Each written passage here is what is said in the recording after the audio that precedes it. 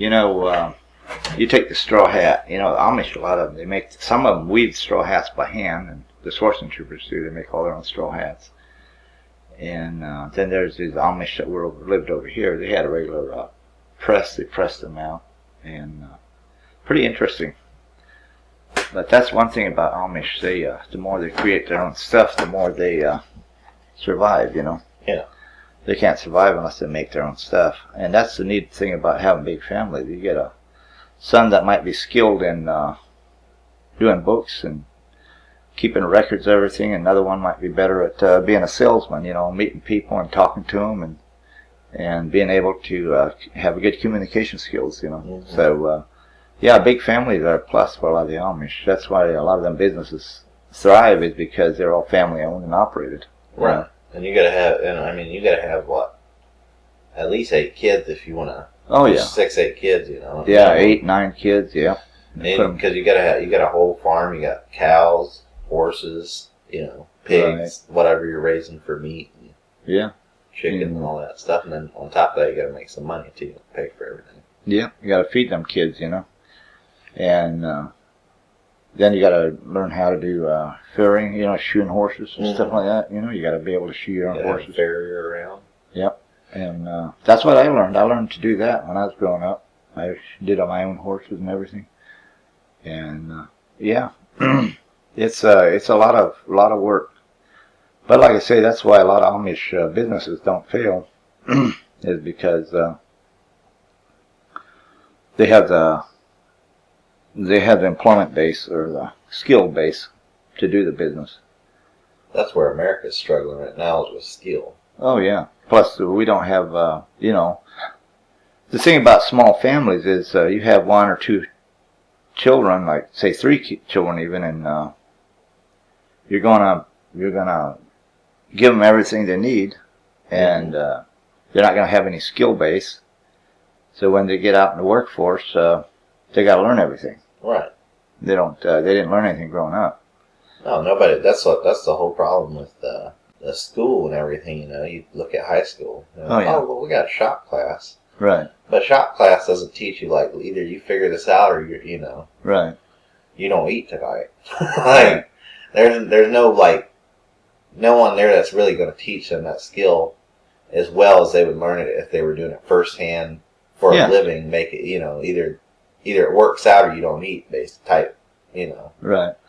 Just like I started working with a guy from, he used to work for Allied Signal in Seattle, and he wanted to learn the carpenter trade, and he didn't even know how to run a skill saw. Right, and that's... And I was like amazed at, and I could figure a house out, I could lay a wall out, I could have everything pre-cut, and he'd say, wow, how did you do all that? Right. You do it without even thinking, because it comes second nature. You grow up doing it, and you learn it, and it's ingrained into you. But yeah. It's just part of your daily routine. Right. Your mind works different if you grow up having to use it. Right. If you grow up in public school, you don't have to use your mind. You don't have to use your... You go to your teacher, and they tell you, here's what you're going to do, here's how you're going to do it, and if you don't do it in this exact way and lay it out on the paper in this exact way, you're going to fail, and you take all the creativity out of a kid by doing that. Yep. You suck it right out of them. All the incentive and creativity of a child to do anything. We grew up hard. Like I say, we had the cider mill there in Pennsylvania, and then we moved to New York, and we had a cheese factory up there. My dad had a 400-acre farm. We did it all with horses, and my cousins, they lived about 8 hours away, and my parents, I was the youngest, so I did a lot of work home alone a lot. I get a kick out of that movie called Home Alone, and you got to learn to survive. Oh yeah. And anyway, it was in the wintertime, and it was like 0 and 10 below out, and 10 below the -0 number, I don't know how that's Celsius or anything, but it was cold. So I walked over about 3 miles through the woods, and we hunted rabbits till about noon. It was a crust, hard crust on top of the snow. And then I started back about 3 o'clock and going through the woods. And it was hard going because the snow was so deep and you'd break through the crust every once in a while. So I decided to walk on Plum Creek, and we lived on the banks of Plum Creek up there, and it was cold. And I was walking along, and I decided to walk down Plum Creek, and I hit a beaver hole where it was the beavers had an air hole where they'd get to breathe out of. And it was just a little skiff of snow over top. I didn't see it, so I went down to my chest in ice water. And but I was strong. I was, like I say, I was brought up to survive. Right. I came up out of that ice, and I had my shotgun, my 12-gauge shotgun, and I used that to lay on the ice to get myself up out. And I had my winter clothing on. I had several layers of shirts and coats on, and I took off running for the house. And it wasn't in just no time. I was completely encaked in ice. My clothes were. So I barely made it. I mean, I got back and barely made it. Got in the house. Nothing was warm. I had to start a fire. Stripped down, butt naked, and went outside in the cold and got a bucket of water, well water, and filled a tub and got in there. And that's what saved me, really. I bathed myself in, like 50-degree well water. Yeah, because well water stays 55 degrees. Right. Or 50 or 55 all year round. Yeah. No matter what. And that's what saved my old hide.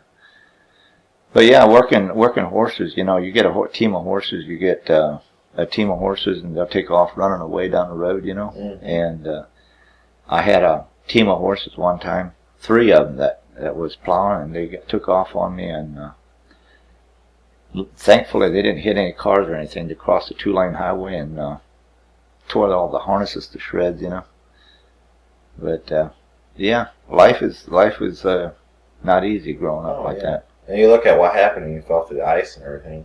Oh yeah. Most people, that would have done them in for the day, but you weren't done with your day. You still had to go take care of the animals yet, because if you didn't take care of them, they were going to die without your help. Right. And there wasn't nobody around. There was nobody around. Yep. Yeah, we had like 60 head of close to 100 head of livestock I had to take care of, and after I got warmed up enough to where I stopped, got my blood going again.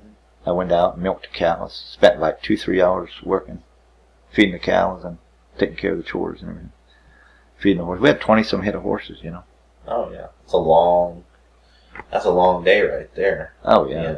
Most people, like I said, once they went through the ice and everything, they'd have, Oh even yeah. if they made it back and got all dried and stuff, they'd have just been shot. There would have been no. Yeah. They would have called up their neighbor or something, come and help them out. But yeah, you guys didn't have a phone. You had no phone or nothing. You were on your own. You weren't about to walk 6 miles up the road to get your neighbor, however many miles you had to walk. Right. It's easier to do the chores. No, you had to. Yeah, I tell you what. When you grew up Amish, you have to have a lot of balls. Mm-hmm. You can't mess around with stuff. No. There's no. There's not a whole lot of contemplating on how to. No. That's something I've noticed, like a difference between me and you. When I go to do something, I a lot of times sit there, I mull it over a lot. I could go over it, and I think a whole bunch of different ways to do it. Whereas you just right, you just go and do it. You're used to just doing it because that's the way you survive. Mm-hmm. If you don't, well, you won't survive. But yeah, that's what America needs. We need some kids to get toughened up and learn some skills while they grow up. Right. It's good. Like you go in the Army or the Marines or something. It's good. Kids learn stuff. I've talked to a lot of people. Like up in Idaho, I was working for this guy up at Drury, and he said, "Yeah, my son, he just didn't seem to have a lot of get up and go, but he said he went and joined the Army, and he come back and he learned a few skills. Mm-hmm. I don't know. That's one thing. The Army, they knock everything out of you till you don't have anything left, and they try to build up the way they want you to be built." Mm-hmm. And that's a lot the way the Amish are too. I mean, you grow up in this society, and you basically learn to, it's amazing. Like a lot of people, I have a lot of friends that they say if they would have left the Amish church, they would never get to heaven, because that's the only way they know of getting to heaven is through the Amish church. Right. And being a member of the Amish church. If you're not a member of the Amish church, you're going to hell. Mm-hmm. And that's what makes a lot of them stay. That's amazing to me. How many, that doesn't just Amish either. That's like, you take your Jehovah's Witness and them, Mm-hmm. Mormons. I mean, it just goes on down to religion. Oh, religion is really a prison for people. It's a trap. People get into it. then you read the Bible, and it's very clear on what you need to do to get into heaven. You know, Right, right. It doesn't say that if you're not part of this church, you know. Right. Just like Jesus was hanging on the cross, and I was thinking of that this morning. You know, Jesus was hanging on the cross, and you know, he cried out, my God, why hast thou forsaken me?" Mm-hmm. But in reality, the reality of it is that the Father never forsook him, because the Spirit is ever present, and the Spirit quickens. Mm-hmm. The flesh doesn't profit anything. So the flesh had to die. His human sight had to die, but yet God was working, because he put a guy on the cross right beside him that saw that Christ had something more than just humanity. And he said, "Lord, remember me when you come into your kingdom." And Jesus said, "This day shalt thou be with me in paradise." Mm-hmm. So in the very fact that even though he was hanging on the cross, yet he was still at work. Yeah. God's Spirit was still at work redeeming a soul. Mm-hmm. So it is not by the man's works or man's religion or man's doings that a man is saved. It is by the Spirit of God. Because what did that guy on the cross do? He didn't do anything. He didn't do a thing. He lived probably a pretty crappy life. Probably did some horrible things. Well, he was on there for being a thief and a robber, you know. And I'm sure a robber and a murderer or something like that. I don't know. And you know, that's why none of us deserve it, though, because there's nothing you can do. Right. You know. Now the other old boy on the other side, you know, he didn't see it, and he kept cursing him and saying, "If you're the Son of God, then get us off of this one, you know." Yeah. Get us, because he was looking. Well, that's your human side. That's the flesh side, you know? Yeah. So the two sides, the spirit and the flesh, was both displayed there. Yeah. On each side of them. Because if it was up to us and we could, you know, control everything, we would take away our pain and. Oh, absolutely. You know, yeah, we would go in and, you know, there wouldn't be any need for hospital. There would be no cancer and no sickness, mm-hmm. You know. Well, a lot of people don't realize is that you can die, mm-hmm. Like your physically can die, but your spirit never dies. Right.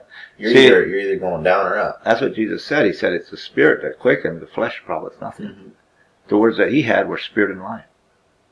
So, yeah, you know, you look at that, and even in the darkest hour, when his followers all thought everything was lost, yet God was still working. He was not stumped. He wasn't defeated or anything. He knew exactly what he was doing. And that's why it's amazing to become a believer and to understand the goodness of God and how he's at work in everything. You know, oh, yeah.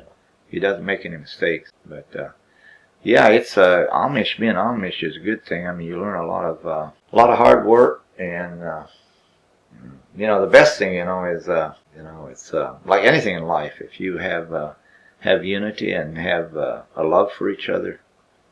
But if you don't have love, you don't have nothing.